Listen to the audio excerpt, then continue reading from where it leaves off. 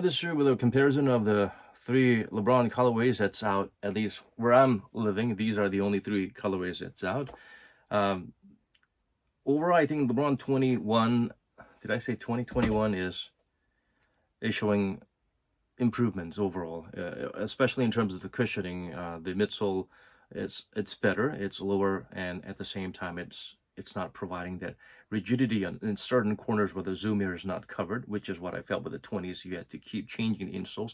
Also, the insole, the recycled type of Orsolite insole, it seems to work nicely in tandem. It seems to provide additional cushioning and a type of molding to your foot mechanism, I suppose. The heel, this little added firmer, it's rubber, but higher density rubber that wraps around this little heel part. It's good because the 20 and the next gen had the issue of the heel being a bit wonky with the zoom just compressing all over the place. So this stability, it's a little touch that provides a much needed upgrade. I thought maybe it's not as responsive or soft, maybe because of the shell, or maybe because they place a zoom here in a funny way, but it's certainly a slight upgrade from the 20s. So that's me putting my foot in my mouth because I complained about this not being too crazy upgrade, or it seemed like a little bit of a borderline of this and that from both next gen and LeBron 20.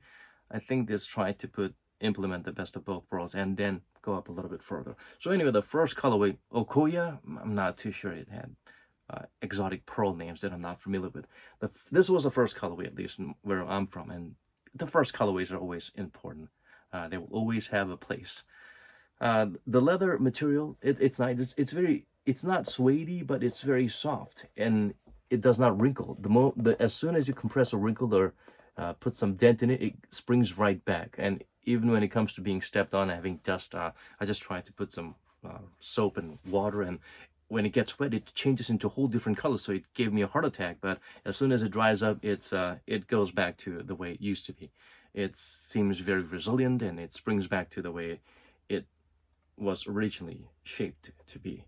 But again, the leather smells kind of funny. It smells like, funky toe jam kind of smell. So when this is not exactly breathable, it hugs your foot nicely. The leather moves and folds with you nicely, but it adds to that suffocating funkiness. So your foot, if you have stinky feet, you gotta avoid this leather. Also, the ventilation is not really good. Even though there's perforation all around, it's not perforated all around into the inner booty, so you feel that moisture that you'll feel the shoe getting heavier as you wear it. So yeah, try to air it as often as you can. Even tried poking a few holes in it, but because of the soft and mushy inner booty, it's not really helping, because the inner booty, even if you drill a hole in it, it closes right back up because it's sort of like a neoprene type of material. So yeah, that's it. Okay, the weight. This is the heaviest at for size 9.5, 425 grams. This one, the Dragon Pearl color, which came out next, at least where I'm from, 420. The Tahitian Black Pearl, 405 grams. Drastic drop in weight because of the upper material, because that's the only difference between these shoes. So 425, 420, 420, 405. These two, even if it's like a 5-gram difference, you do feel that this is slightly lighter. Also, the upper material is a lot sleeker, and it's not suffocating. It's not as it doesn't feel as dense. But this patent leather type of material, which you've seen in the Kobe 5s, or the majority of the parts in the Jordan 11 Concords, yeah, they are not the most fantastic in terms of when you're bending, and when you've got little parts that continue to bend, and you get these permanent creases, and those creases will eventually form into cracks. And yeah, if you wear your shoes out quickly and you like fancy shiny shoes, you can wear this. But if you need to wear the shoe for a prolonged period of time, this is not exactly the most durable, unless you're just wearing them for fashion, like those crazy guys who take off their shoes when they propose to their girlfriends because they don't want to crease their Jordan 11 Concords with the patent leather.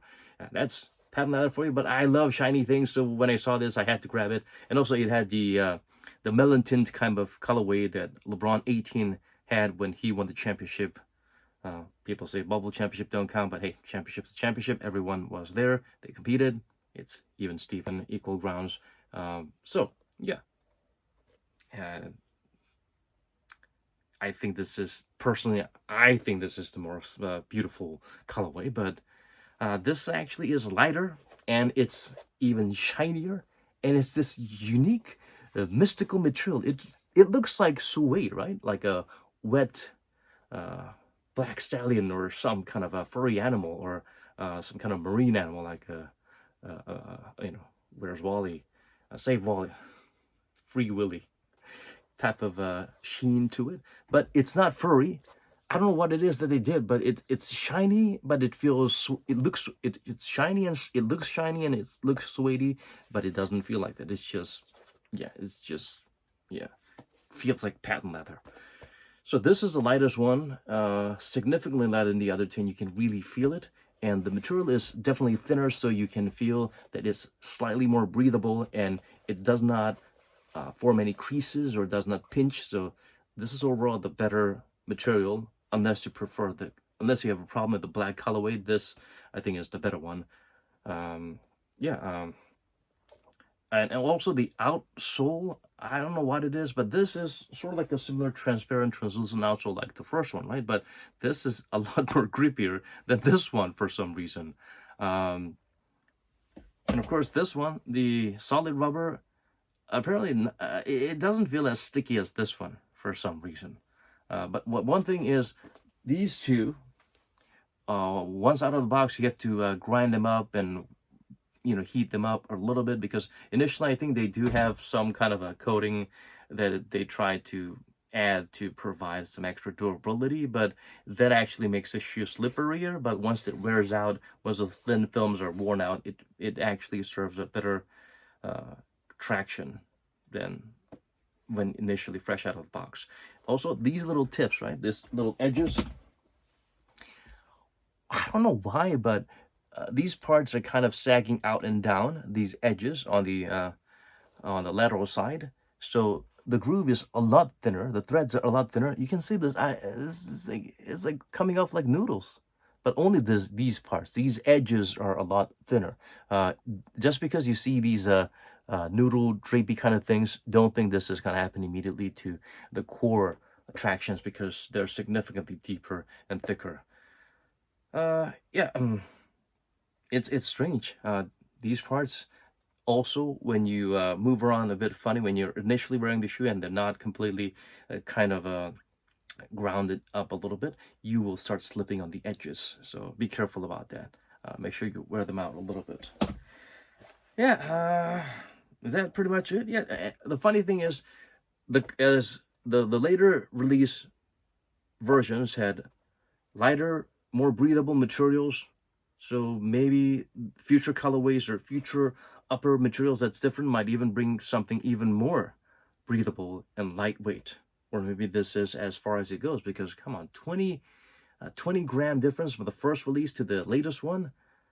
If they can go lighter, sure, please go ahead. But if they continue to go this direction, but I feel like the next one is going to be thicker and just as heavy. They'll probably go back to something more suede, and then go back to something more patent, and then maybe come back to this sheen, suede type of material, optical illusion suede material. Also, I like this colorway because these little the color that you find in flies, they're bug eyes, the little colors, the green and black colorways. These are the colors of Nike innovation. These are the colors you see in some revolutionary shoes. The first colorways, like the Zoom Flightposits.